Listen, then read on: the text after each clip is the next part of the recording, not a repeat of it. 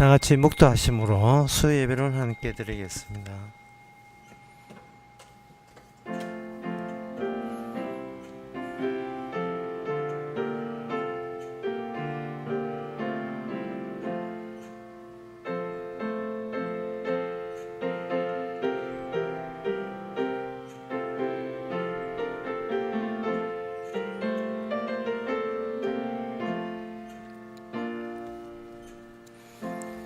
모든 신에 뛰어나신 하나님께 감사하라.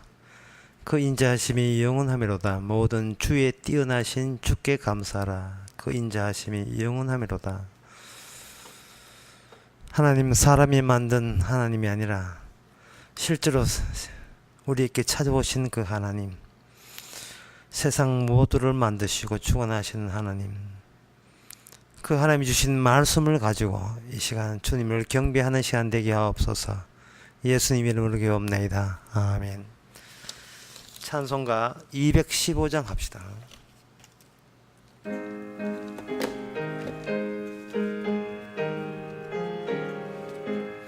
이 죄인을 완전케 하옵소서.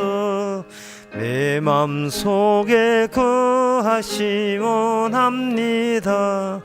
죄 가운데 빠졌던 몸과 마음은 있는보다 더이게 하옵소서. 눈보다 더욱 기어지게 꽃이 서서 정결케 하옵소서. 저 보좌에 앉으신 주 예수여, 몸드리는 일까지 도우소서. 내 온몸과 지식도 드리오니 있는보다 더이게 하옵소서. 눈보다 더욱 기어지게 꽃이 서서 정결케 하옵소서. 그 상하신 발 아래 엎드려서 날 깨끗게 하심을 비옵니다. 날 정결케 하는 피 미사오니 있는보다 더이게 하옵소서. 눈보다 더욱 기어지게 꽃이 서서 정결케 하옵소서. 아멘. 이 시간 우리가 한 몸으로 기도하는 시간입니다. 거짓 것에 대해서 부러워하지 마시기 바랍니다. 우리가 원하는 걸 갖다 할지라도 그것이 거짓인지 아니면 성경에서 말하면 진리인지 복음인지를 잘 구분해서, 복음도 아니고 거짓인 거기에 대해서 너무 갖고자 또 부러워하는 그런 일이 없도록 자기를 조심하도록 다 같이 기도합시다.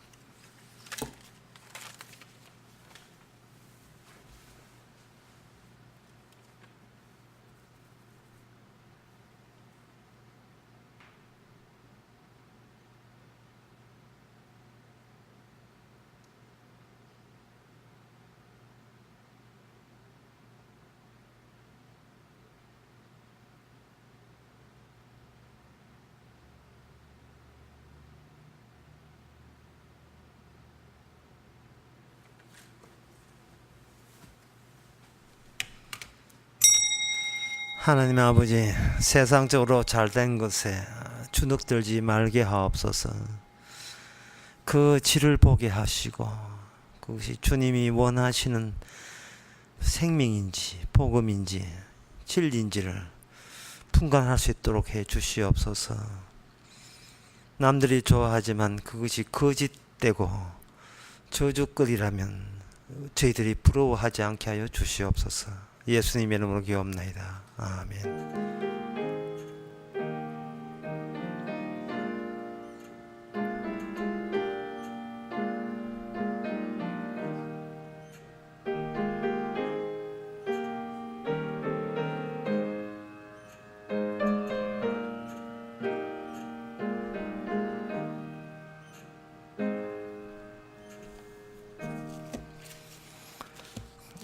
하나님의 말씀 보겠습니다. 하나님의 말씀은 창세기 23장 1절에서 4절까지입니다.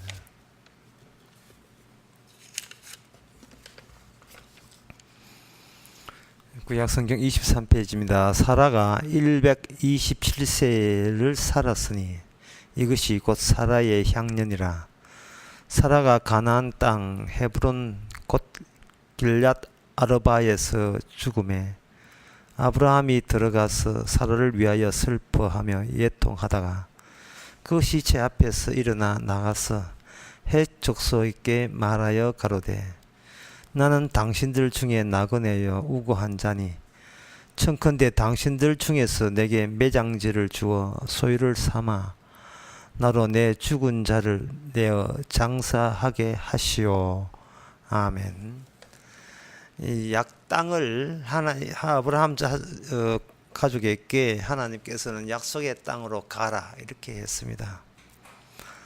약속의 땅에 갔을 때 어떤 결과물이 있어야 되는데 오늘 사라가 127세를 살고 죽었습니다. 그러면 이렇게 정리하면 되겠어요. 하나님이 주신 그 땅은, 약속의 땅은 사라를 이 땅에서 죽이는 땅이다. 그걸 다시 이야기해서 약속의 땅에 있어서의 앞에 약속이라는 것은 뭐 사라가 죽든 누가 다 늙어 죽거든요. 죽을 때 사라의 이 죽음 속에서 약속이라는 것을 사라의 죽음 속에서 새롭게 규명하고 뽑아내려는 하나님의 의도로 하나님께서는 사라를 여기에 약속의 땅에서 죽게 하시는 겁니다. 내가 죽었다고 해서 약속이 취소되거나 약속이 실패로 끝나는 게 아니고 도리어 이 땅에서의 기능은 우리를 죽일 때 그냥 죽이는 것이 아니고 약속을 구현하는 차원에서 우리를 죽이는 겁니다.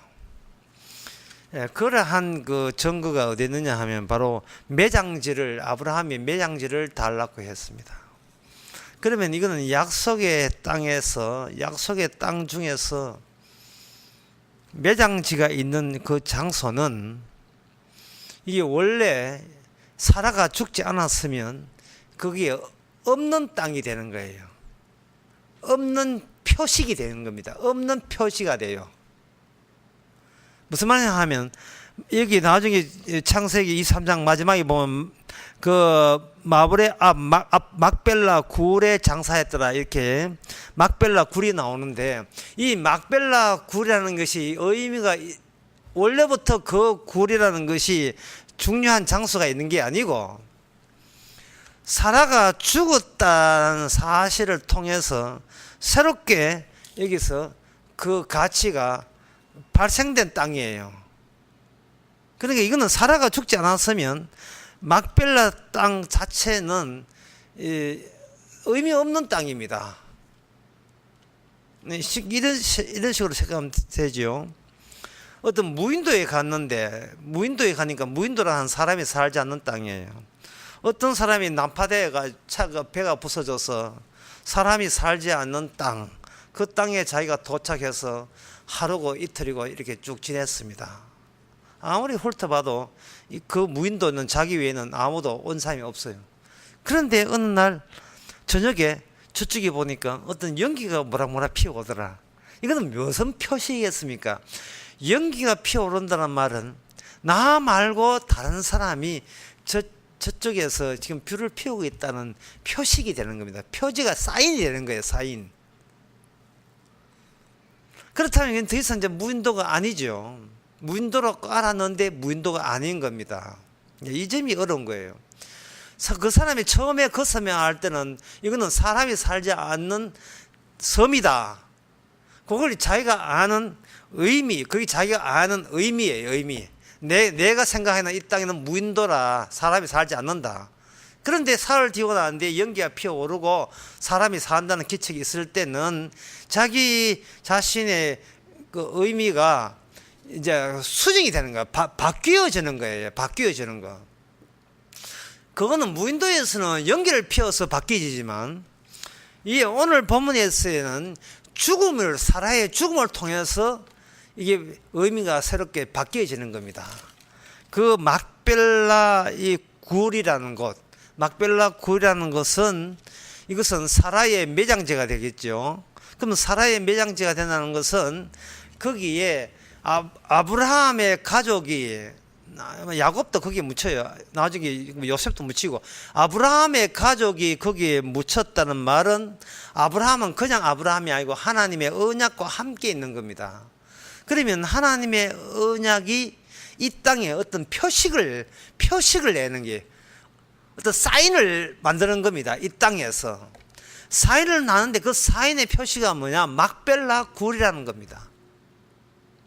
막벨라 굴이라는 것이 그게 의미가 있고 사인이 되려면 사라가 살아서는 안 돼요. 사라는 죽어야 되는 겁니다. 사라의 완성은 그녀의 죽음이에요. 사라의 완성은 그녀의 죽음입니다. 그러면 그녀는 죽을 때에 어떤 여인으로 죽느냐 하면은 이 땅에 아기를 낳을 수 없었던 여인으로서 죽는 겁니다. 이 땅에 아기를 낳을 수 없던 여인으로 죽어요. 제가 이렇게 하게 되면 그래도 나중에 하나님의 은혜로 사라가 임신을 해가지고 이삭을 낳았잖아요 라고 이렇게 돼요. 제가 말한 것은 처음부터 사라는 아기를 못 낳는다는 이야기 하는 겁니다. 그러면 아기 못 낳는 사라, 그리고 거기에 중칩이 돼요.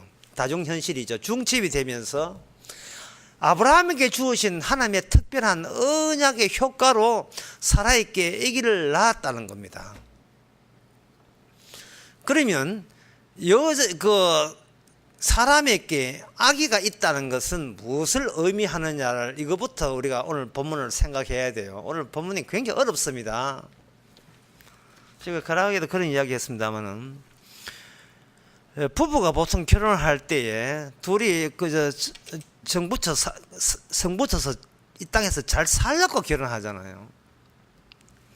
그런데 사실은 하나님께서 결혼케 하는 것은 둘이 만나서 잘 살라고 하는 것이 아니고 둘이 만나서 죽으라고 결혼한 거예요. 에베소서 5장에 보면 남편 된 자는 아내를 위해 아내를 사랑하기를 예수님이 교회를 해서 죽은 것처럼 죽으라고 이야기했고, 그런 남편에 한해서 아내는 복종하게 되어 있습니다. 그러니까 사람이 서로 만나고 사랑한다고 해서 이게 하나님이 원하는 결혼이 되는 것이 아니고, 사람과 사람이 왜 결혼해야 되는가 이유가 그 사이에 언약적인 내용이 남편과 아내 사이에 거기에 있어야 돼요. 남편과 아내 사이에. 그게 바로 원래 창세 전부터 준비된 언약이 거기에 개입되어야 되는데, 이 언약이 지상의 사인, 지상의 그 표식은 뭐냐 하면 바로 죽음입니다. 말씀이 육신이 될 때는, 말씀은 생명이지만 이 땅에 육신이 되면 곧 그 생명은 이 땅에서 죽음의 모습으로 생명을 드러내게 되어 있어요. 그래서 이 땅에서 잘못된 의미는 뭐냐 하면 바로 내가 이 땅에서 하나님께 이 몸을 줬으니까 살아봐야지 하는 이 모든 것이 언약에 반대되는 악마적인 의식이 되는 겁니다. 어쨌든 간에 살아봐야지. 사라는 그것을 그것을 거부합니다. 비록 하나님의 언약의 가정이라 할지라도 사라는 죽어야 된다. 하지만 죽을 때 사라가 다른 사람하고 차이 나는 사람 있다면 사라의 그 죽었던 그 장소가 바로 사라가 하나님의 약속에 의해서 이삭을 놓게 된 그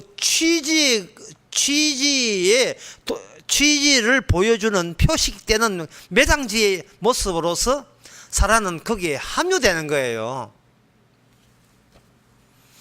이래가지고는 잘 이해 안 되죠. 그럼 더 진도 나가 보겠습니다.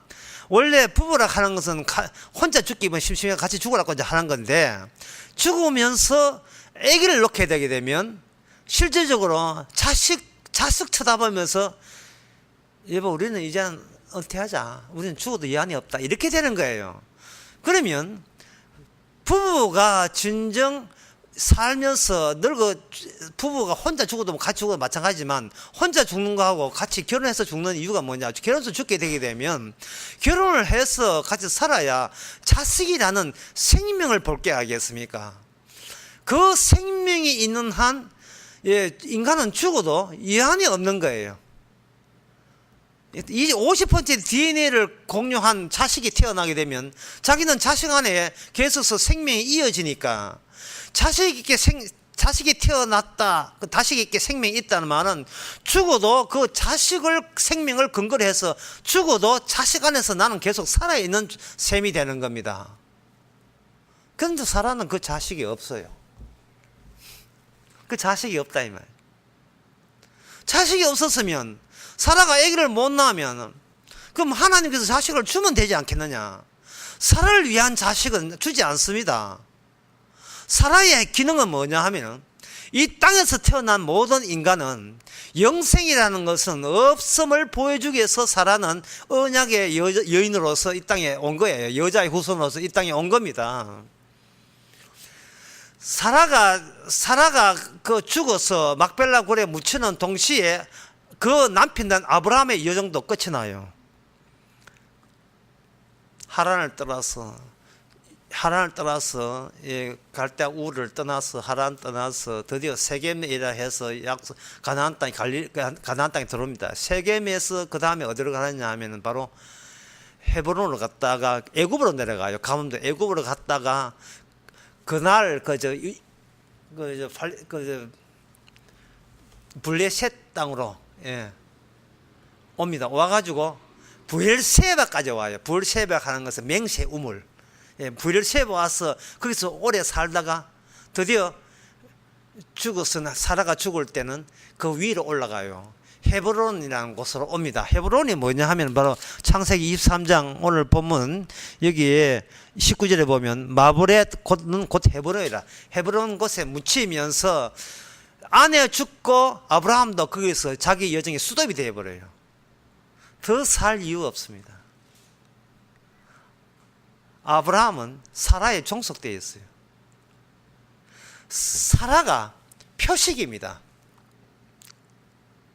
사라에게 자식이 있느냐 자식이 없느냐 그것이 애시당초 아브라함께 주어진 언약의 본 모습 본 내용을 그것으로 표현이 되는 거예요.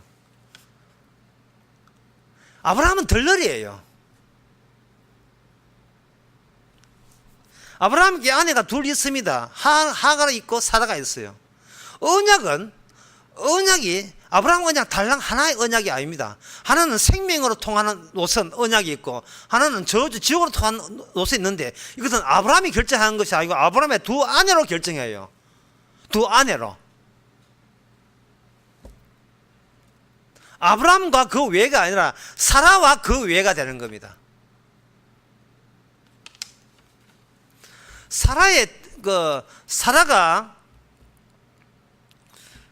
사라가 보여주는 것은 뭐냐 하면 죽은 자는 자식을 멈춘다는 그 대원리를 사라가 보여주는 겁니다. 세상에 많은 자기 자식을 놓잖아요. 하지만 사라의 입장에서 보면 관점에서 보면 그거는 자식 백날 낳아도 그거는 영생 아닙니다. 그 자식 낳아봐야 죽고 그 자식이 자식 낳아봐야 죽고 또 죽고 또 죽고 영원한 지옥으로 지금 완전히 참기름 발라가지고 지옥으로 구리스 발라가지고 지옥으로 미끄러져 가고 있는 거예요. 계속 인류의 역사가 혈육이 연속되고 혈통이 연속되면서 점점 더 지옥에 접근하는 겁니다. 어프로치 하는 거예요. 노선이 하나밖에 있는 게 아니라는 거지. 아브라함을 통해서 사라를 통해서 노선이 하나밖에 있는 게 아니고 노선이 두 개가 되는 거예요. 두 개가 되는데 그 지금 사람이 육신이 돼서 자식 놓고 자식이 또 자식 놓는 이것을 사람들은 생명이니 뭐 목숨이니 하는데 그건 생명도 목숨도 아니에요. 그냥 죽음의 증거물들을 그냥 쏟아내고 있는 겁니다. 그러면 생명은 어디 있느냐? 사라를 보아라는 겁니다. 사라. 아, 사라가 훌륭하구나. 아니요, 훌륭한 게 아니고 사라가 참 대단한 여자구나. 아니요, 절대로 대단한 여자 아니에요. 사라는 등에 뭘 업었어요. 자기 본성은 뭐냐 하면, 자기 본성은 평생 애기 못 낳는 여자가 자기의 본 모습이에요. 애기 못 낳는 여자가 결국은 그냥 죽어가지고 127 때까지 죽었다가 그냥 어떤 매장지에 죽으면 그게 바로 다른 사람과 똑같은 운명이고 생명 없는 인간입니다. 그런데 사라에게 하나님이 이삭이라는 애기 못 낳는 여자에게 애기를 낳게 해놓고 그 사라가 죽을 때는 그 애기 못 낳는 여자가 애기가 생겼다는 그 의미를 듬뿍 담고 막벨라 굴의 상사가 되어버리면, 이 막벨라 굴은 이 세상에 전혀 없는 땅인데 생명 때문에, 언약 때문에 새롭게 의미가 발견을 하게 발현된 장소가 막벨라 굴입니다. 이 막벨라 굴에 나중에 아브라함이 여기 묻혀요. 아마 이삭도 묻혔을 거예요. 야곱은 확실히 묻혔고 요셉도 거기 묻히고요. 사람이 얼마나 훌륭하냐가 아니라 사람이 어떻게 사느냐의 문제가 아닙니다. 언약이, 그런 아브라함과 이삭과 야곱과 요셉을 언약이 어디로, 이 많고 많은 이 넓은 땅에서 어느 장소로 하나로 이렇게 결집시키잖아. 어디로 이렇게 어떤 구멍으로 뭐라 집어넣느냐. 그 집어넣는 구멍이 중요한 거예요. 그 구멍은 이 땅에 없는 겁니다. 없는 구멍인데 사라가 죽으면서 최초로 생긴 구멍이 그 구멍이에요. 그래 되면 그 있는 아브라함과 이삭과 야곱은 전부 다 사람 몸속으로 다 합류하는 셈이 되어버려요. 이것이 하나님의 물질성이라고 합니다. 하나님의 물질성이나 하나님이 이 땅에 하나님이기 때문에, 창조하기 때문에 물질로서 하나님을 표현할 수가 없습니다. 어떤 형상이나 우상으로도 하나님을 만들면 안 돼요. 하나님은 어떤 식으로도 형식으로 물질로서 묘사할 수가 없습니다. 이 땅에 있는 어떤 땅도 하나님을 설명할 수가 없어요. 그러나 하나님은 언약을 주시고 그 언약에 의해서 사건이 발생되게 되면 그 언약을 기억하는 사건이 포함된 특정 지점을 하나님이 의해서 만들어내는데, 그게 뭐냐? 막벨라 굴이라는 거예요. 막벨라 굴. 특별한 장소예요. 아무나 그 속에, 그 굴에 장사되지 못합니다. 아브라함과 이삭과 야곱과 요셉이 그 막벨라 굴에, 또 사라가 거기에 굴에 들어갔다는 말은, 그 인간들은 그 자체로서는 영생이 아니고 죽음 마땅함을 대표해서 보여주는 거예요. 모든 사람을 대표해서 보여주는 겁니다. 인간은 태어났냐? 그럼 죽음 마땅해. 그렇다면 그 죽음 마땅한 그 아브라함과 그 사라의 그 차이점이 뭐냐? 특이성이 뭐냐 하는 거예요. 여기서 좀 상당히 어렵겠지만 여러분들이 참아주시고 제가 어렵게 설명하고자 합니다. 사람이 살아있다 할 때는 보통 이렇게 생각해야 돼요. 살아있다 하는 것은 내 여기에 목줄에 목이 심장이 뛰고 혈액이 돌고 하면 뇌가 아직도 작동하고 심장이 뛰면 숨이 쉬면 이걸 살았다 하잖아요. 그렇게 인간은 그렇게 살았다를 할 수 없어요. 인간은 살았다 하는 것은 어떤 경우냐 하면 자기한테 의미를 만들어낼 때, 생산할 때 인간은 살아있다라고 이야기하는 겁니다. 그럼 자기한테 내가 여기 있다는 그 의미를 어떻게 만드냐 하면,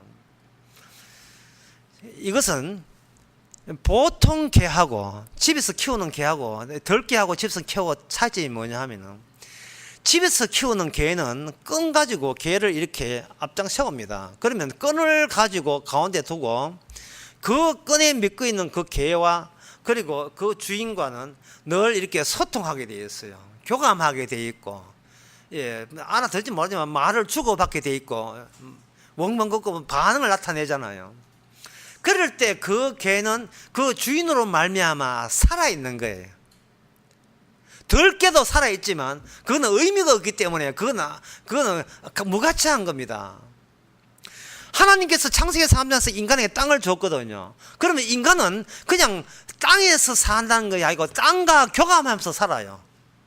땅과 교감하면서 땅에 적응하면서 땅의 편만 하고 땅을 다 채우는데 자기들 후손으로 다 채우고 싶은 거예요. 이게 어디에 나오냐 하면 우리 창세기 그 20장이면 아비멜렉 이야기할 때 제가 했습니다. 아비멜렉이 아브라함으로 말미암아 저주가 임하니까 그 저주가 임할 때 즉각적인 그 효과가 뭐냐 하면 그 아비멜렉 집안의 여자들이 임신을 못해요.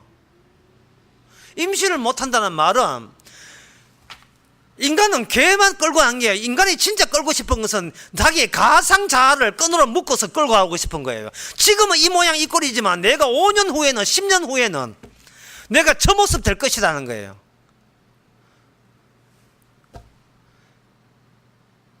그런데 개를 끌고 가다가 개가 모퉁이에 돌았었다 해봅시다. 주인이 깜짝 놀래요. 우리 개 어디 갔지? 심지어 개끈이 풀려가지고 끝만 달랑이고 개가 사라지면 갑자기 주인이 그 순간 잠시 삶아서 잃어버린 겁니다. 개와 교감하면서 나는 살아있는 거예요. 부모가 되어서 자식을 놓고 자식과 교감하면서 나는 자식 속에서 나는 영생을 얻는 겁니다. 그게 살아있는 거예요. 자식도 없고 아무것도 없으면 아이고 내 죽어도 누가 제사 지을 사람도 없는데 그냥 살다 죽지 되는데, 그래서 자식한테 공을 들이는 이유가 자식한테 공 들인 게 아니라 내한테 가상 미래의 나에게 공을 들이는 거예요. 나를 닮았거든요. 내 몸에서 나왔잖아요. 남이 아닌 거예요. 내가 늘어진 거예요. 내가 확장되고 늘어진 거라니까요. 나는 죽어도 거기가 서 있으면 나는 살아있는 겁니다. 그게 살아있다는 의미예요. 그런데 그 내 자아가 어느 날 언덕을 넘어가서 내 앞에 사라진다면, 내 가상자아가, 내 개가 끈이 분리가 잃어버렸다면, 마찬가지로 진짜 내가 기대하는 내가 언덕을 넘어서 사라졌다면, 그거는 사라진 저쪽 가상자가 죽은 게 아니고 애초부터 내가 죽은 거예요. 왜? 나는 끈으로 묶었으니까. 하나님께서는 사라를 죽여버립니다. 사라를 죽이는데 어디서 죽이느냐 하면은 막벨라 굴에다가 죽여버려요. 막벨라 굴을 이걸 구입하게 된 경위가 창세기 23장 쭉 나와 있습니다. 아브라함은 하나님과의 관계성이 있지만 아브라함은 또 헷족속과 관계성이 있어요. 그래서 여기 창세기 23장에 쭉 내보면 아브라함이 난 당신의 나그네입니다 라고 이야기해요. 아브라함이 그렇게 이야기하는데 이 나그네라는 말이 무슨 뜻이냐 하면 히브리서 11장 12절에 보면 그 나그네라는 말이 죽은 자를 방불한다는 뜻이에요. 나는 이 헷 족속에, 히타이트 족속에 살지만 사실은 나는 살아있는 게 아니문이다 이 뜻이에요. 나는 죽은 자로 살아갑니다 라고 하니까 저쪽 사람들이 아니요 당신은 우리의 방백이요, 당신은 우리의 지도자 중에 하나입니다. 6절 나옵니다. 어르신이 왜 이러십니까? 당신이 얼마나 훌륭하고 대단한 지도자라 하는 것은 우리는 소문 듣고 알고 있어요. 아비멜렉 소문 듣고 퍼졌습니다. 우리 가운데 정말 신과 통하는 놀라운 사람이 있다고. 그러니까 그 주위에 있는 사람들은 뭐냐 하면은 아브라함과 엮는 거예요. 관계를 맺는 겁니다. 아브라함은 그들과 관계가 없어요. 왜냐? 죽은 자고 나그네니까. 여기 나는 당신들 중에 나그네예요. 오기 한 자예요. 나는 떠날 사람이고 사라질 존재라는 뜻이에요. 그런데 그 사람들이 아닙니다. 당신은 우리 가운데 방백이라는 지도자, 우리의 지도자 되십니다. 얼마나 존경스럽다고요 라고 한 거예요. 그러니까 저 사람들은 아브라함을 붙잡고 싶고 아브라함은 떠나고 싶은 거예요. 그런데 하나님께서 이렇게 아브라함을 하여금 존경받게 하는 이유가 이 땅에 없는 의미를 지닌 새로운 땅을 씹어놓기 위한 하나님의 작전입니다. 그렇게 그들이 홍조로 나왔기 때문에 아브라함이 사라가 매장지가 없다고 하니까 자기들 땅 중에서 마음대로 가지시고 굴만 가지지 마시고 아예 밭도 사세요. 11절에 나와요. 아예 그 밭을 굴뿐만 아니고 아예 그 밭 전체를 사세요. 사세요 하니까 그 땅값이 얼마입니까? 옛날에는 그저 중간에 그게 중간 상해 가지고 부동산 흥정하게 되는데 그 부동산 흥정한 사람이 이름이 나와요. 그 8절 끝에 보면 에브로이라는 사람이 있습니다. 에브로이 그 사람이 중간 상해에 대해 가지고 이렇게 부동산 거래할 때에 그 사람이 하나 봐. 우리 사이에 돈이 얼마냐 하면 이게 400세겔이에요. 400세겔이 땅값이 400세겔 하니까 하는 말이 그 400세겔 그거 안 줘도 당신은 보통 사람이 아니냐 그저 드리겠습니다 라고 하니까 아닙니다. 아브라함이 있다 값을 치러서 이 값을 드리겠습니다 하는 거예요. 이 말은 뭐냐 하면 값을 치름으로써 이 땅에 말씀이 육신이 되는 원리와 마찬가지로 실질적으로 이 땅의 사람으로 확정된 언약적인 장소를 지점을 영원히 여기다가 굳히게 들어가는 겁니다. 하나님께서 땅이라도 같은 땅 아니라는 거예요.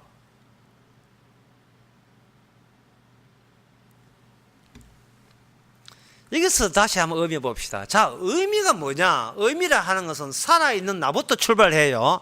내가 살아있다. 숨 쉬는 거 살아있다. 이게 의미가 아니에요. 내가 살아있다면 나는 새로운 내 모습을 이런 게 있잖아.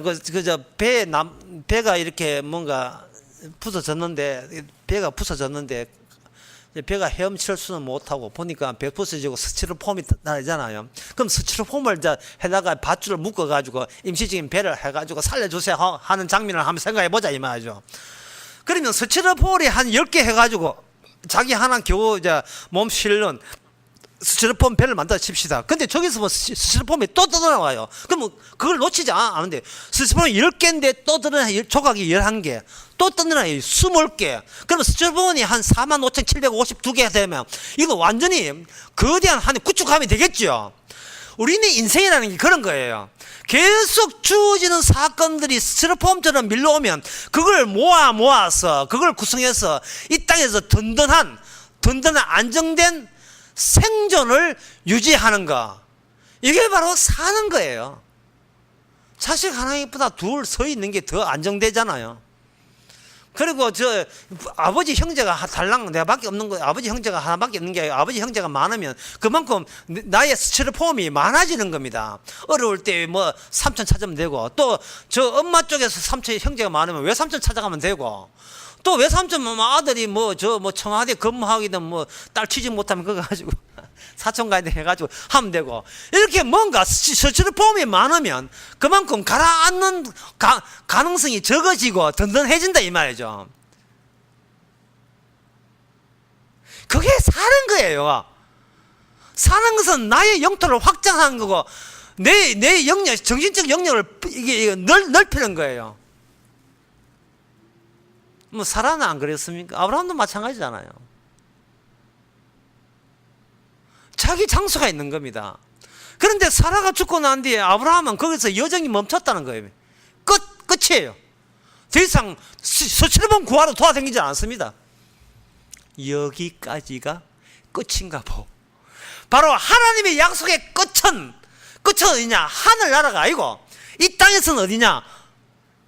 여자의 후손, 언약의 핵심이 되는 여인이 죽었던 그 자리에 이삭이 출생했던 그 출생의 비밀과 관련된 장소가 바로 관련된 그 여인이 죽는 그 장소가 장차 예수님 죽었다가 부활해서 이삭은 바로 그리스도에서 나왔다는 걸 통보해주는 그 지점이 막벨라 굴입니다.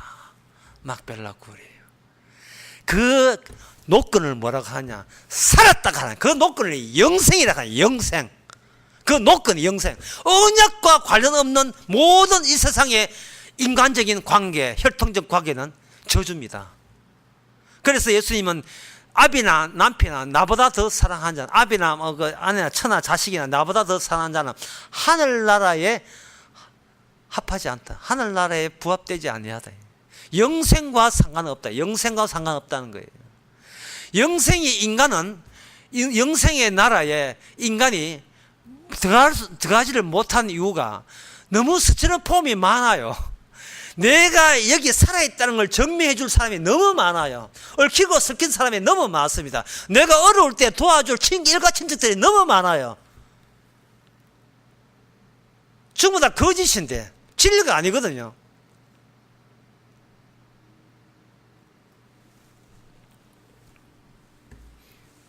창세기 50장 13절에 보면 야곱이 죽습니다. 야곱이 죽고 난 뒤에 요셉이 13절에 보면 그를 가나안 땅 메어다가 마몰의 앞 막벨라 굴 속에 장사하더니, 야곱은 어디서 죽느냐 하면 애굽에서 죽어요. 이집트에서 죽어요.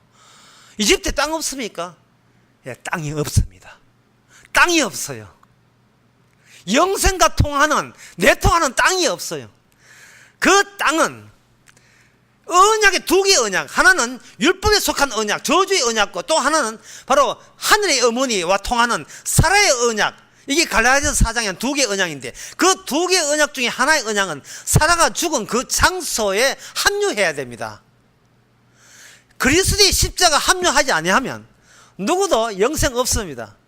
그 그리스도의 십자가를, 그 십자가는 모든 언약의 완성이 바로 새 언약이고 십자가거든요.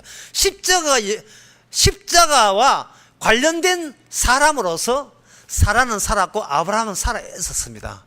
그리고 히브리서 아까 본 것처럼 살아있으나 사실은 죽은 자로 방불하면서 이 땅을 그들은 나그네로 살았습니다. 히브리서 11장 그들은 나그네라고 했거든요. 오늘 본문에도 나그네라 한다 이 말이에요. 이 땅에 붕 떠서 살아가는 거예요. 이 붕 떠서 살아간다는 것은 그들에게 주어진 이스마엘을 의지하지 않아요. 자기 아브라함 몸에서 나온 이스마엘을 의지하지 않습니다. 주도권은 아브라함에서 어떤 자식이 나오냐가 아니라 사라에게 어떤 자식이 임신되었냐가 결정되는 거예요. 근데 그 사라는 오늘 본문에 의하면 이미 죽었어요. 백입체 죽었습니다. 죽은 여자에서 산 이삭이 나왔다는 말은, 이거는 이 사라의 작품이 아니고 사라를 이용해서 언약이, 하나님의 장착 오실 하나님께서 친히 하나님의 자식을, 백성을 친히 만드신 거예요. 그 언약이. 그렇다면 그것이 진정 살아있는 겁니다. 따라서 이 살아있는 자들의 공통점, 이 땅에서 이미 영생 얻는 공통점이 있어요. 그 공통점은 막벨라 굴입니다. 애굽에서 그 장지 많은데 그것도 아주 국립 현충은 얼마나 많다고요. 거기에 묻히지 않고 끝에 고집해가지고 헤브론까지 가가지고 거기에 자기 아버지를 모시고 다시 내려오고, 요셉이 창세기 5장 보면 요셉의 마지막 소원이 뭐냐, 마지막 소원이 그걸로 창세기 끝나버려요. 뭐 26절에 36절에 보면, 26절에 보면 요셉이 110세에 죽음에 그들의 몸을 향저로 애굽에서 입간했거든요. 입간할 때 요셉이 그 앞에 뭐라고 하냐 하면, 나의 소원은 나를, 24절에 나를 인도하사 아브라함과 이삭과 야곱의 집에 땅에 이렇게 해 주옵소서. 그래서 나중에 여수아 보면 요셉의 뼈를 앞장서 가지고, 요셉의 뼈가 내비게이션이에요. 요셉의 뼈는 그냥 뼈이 아닙니다. 이게 하나님의 언약이 있어요. 언약이 있는데 그 언약을 표현하는 물질성, 그건 요셉의 뼈가 되고, 그 뼈들이 모이는 그 물질성, 그 하나님의 물질성, 이 땅에 있는 하나님의 계시다는 유일한 물질적인 증거, 십자가입니다. 그 십자가 사건이죠. 이미 그 십자가라는 것은 지금 새로운 땅에서 날마다 반복되지만, 예수님이 십자가, 그래서 십자가 눈앞에 보인다 했잖아요. 십자가 하나의, 지나간 하나의 과거로 끝나는 것이 아니고 그게 계속해서 반복이 되는 그런 인간이 현실화로 소환될 수 없는 영원한 절대적 과거로 확정되어 버린 그 십자가가 지금도 성령을 앞장서서 우리에게 막벨라 굴로서 소개하고 있습니다. 네가 가고자 하는, 네가 이 세상 가야 될 길은 바로 언약을 짊어지고 이 땅에서 죽는 거예요. 사라처럼 언약을 짊어지고. 언약을 짊어진다는 말은 개를 키우세요. 그리고 개가 지평선 위에 개가 사라지거든. 그 개가 사라진 그곳이 바로 주께서 기다리는 곳입니다. 나의 의미는 나를 벌써부터 나 함께 죽게 하신 그 예수님이 기다리고 있는 그 지점이 바로 나를 이끄는 끈이 연결되어 있는 내 앞에 먼저 가신 나의 강아지가 되죠. 나의 강아지가 돼. 그 강아지가 이끄는 대로 우리는 거기에 그 끈을 그냥 끈에 묶인 채 딸려가는 거예요. 다시 말씀드리면 사라가 다른 여자 차이점은 이 땅에서 어떤 자식이 없었다라는 것을 미리 앞당겨 보여준다는 게 사라의 의미예요. 이 땅에 내가 이 땅에 어느 자식도 놓은 적 없다. 그래서 나는 영생을 만든 모친이다. 하늘에 있는 어머니. 그 하늘의 어머니가 사라의 모습으로 등장한 거예요. 왜? 신의 물질성이니까. 무인도에 연기 피잖아요. 연기가 사람이 아니에요. 그렇게 사람이 있으니까 연기 피듯이 애기 못 낳는 사라가 막벨라 굴에 갇힌 그것이 바로 어디도 없는 이 천국이 저기 있네라고 천국이 이미 여기 있음을 보여주는 연기 같은 모닥불 연기같이 피어오르는 것이 막벨라 굴입니다. 그게 오늘날 십자가고. 그러니까 사도 바울은 십자가가 눈앞에 보인다. 십자가는 연기가 보이는데 네가 뭐하고 있느냐 그 말이에요. 죽는다고 해서 똑같은 죽음 아닙니다.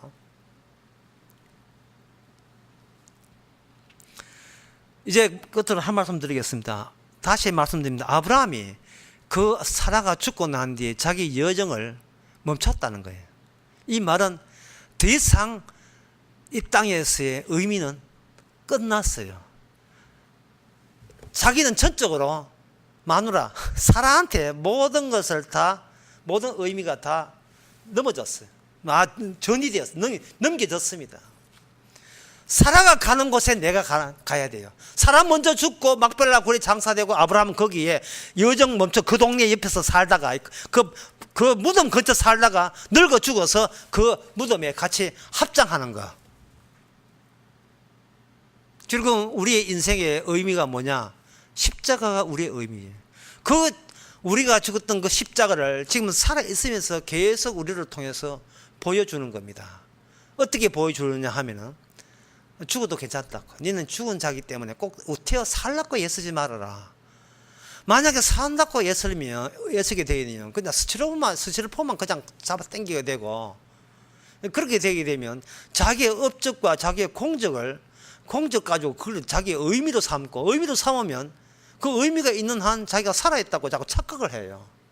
십자가 앞에서 우리는 죽은 자인데, 우리는 내가 이것도 하고 이것도 했으니까 나 봐라 살아있는 건 맞잖아 라고 남한테 우길 수가 있습니다. 그것은 바로 노선이에요. 그 노선이 아니에요. 그래 되면 우리 지 잘남을 증거하기 때문에 그리스도의 증거하는 게 모습이 아닙니다. 우리는 십자가의 증거로서 날마다 주님께서 그 성령의 끈을 가지고 지금도 우리로 하면 십자가 지시는 그쪽으로 가고 있다는 거예요. 이제 오늘 그 말씀을 통해서 23장을 다 하면서 이 막벨라 굴이라는 이것이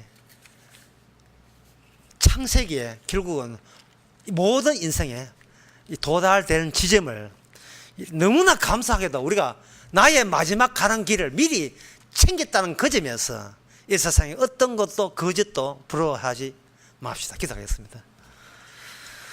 하나님 아버지, 아브라함이 갔던 길이 어떤 길이었는지 결국은 죽음으로 우리에게 알려주시니 감사합니다. 오늘날에는 예수님의 죽었던 그 십자가의 죽음으로 세상의 끝이 어떻게 끝장나고 우리는 어디로 가고 있는지 인도받고 있는지를 알려주셨사오니 우리가 가야 될 그 십자가만 전가하는 남은 삶이 되게 하옵소서. 예수님의 이름으로 기도합나이다. 아멘. 찬송가 293장 갑시다.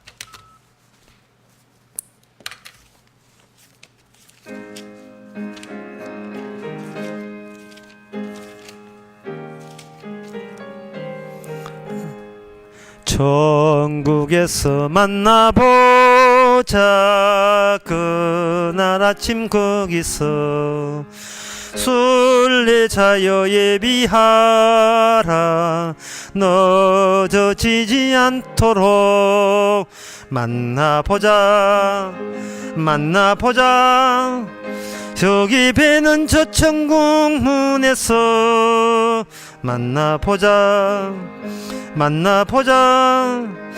그날 아침 그 문에서 만나자. 너의 등불 밝혀있나 기다린다 신랑이. 천국 문에 이를 때에 그가 반겨 맞으리. 만나보자 만나보자. 저기 배는 천국 문에서 만나보자 만나보자. 그날 아침 그 문에서 만나자. 기다리던 성도들과 그 문에서 만날 때 참 즐거운 우리 모임 그 얼마나 기쁘랴. 만나보자 만나보자. 저기 배는 저 천국 문에서 만나보자 만나보자. 그날 아침 그 문에서 만나자. 기도합시다. 지금은 우리 주 예수 그리스도의 은혜와 하나님의 크신 사랑과 성령의 충만하심이 부활에 참여하기 위해서 십자로 간다는 사도 바울의 고백처럼 그것이 우리의 고백이라고 하는 모든 성도에게 주의 이름으로 축원하나이다.